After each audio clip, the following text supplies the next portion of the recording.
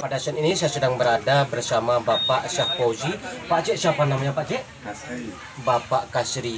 Saya akan coba langsung berbincang-bincang dengan narasumber yang asli penduduk di sini. Pak Cik memang belum pernah masuk ke dalam Pak Cik. Alasannya itu tadi Pak Cik, kenapa Pak Cik? Yang pertama mungkin nggak ada keperluan. Yang pertama kita ngeri lihat apa lokasi lubang apa itu nggak ngeri gitu kan. Lubang pintu buahnya itu ya. Iya.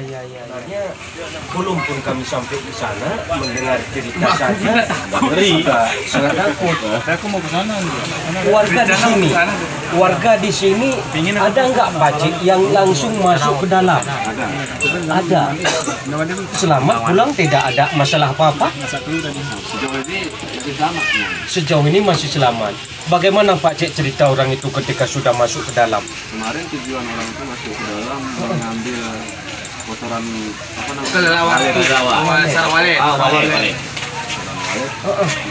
Kan dari pupuk tanaman kan? Benar. Iya. Berarti Pak Cik sejauh ini belum ada kita dengar kabar pasti dari warga yang masuk ke dalam sejauh mana sebenarnya gua itu ke dalam dan kemana tembus gua itu belum tahu Pak Cik ya.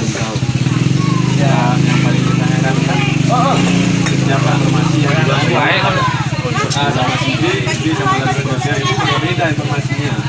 Sedikit aja nggak? Beda. Informasinya di dalam istri tadi kan Benar. Iya. yang mencerminkan pandangan kita. Benar. Berarti mungkin seperti ini Pak Cik, ketika Pak Cik masuk ke dalam seperti ini suasana di dalam, dan waktu saya masuk ke dalam mungkin nanti lain lagi Pak Cik ya. Luar biasa sekali.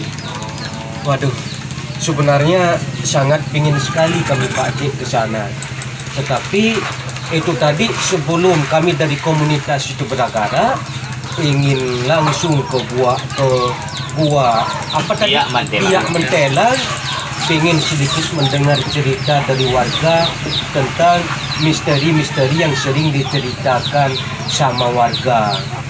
Seperti tadi dibilang kan ada orang bule. Ini sebenarnya cerita yang mencuat itu bukan orang bule. Memang pernah ada orang hilang di sana. Ini orang kampung ini ya.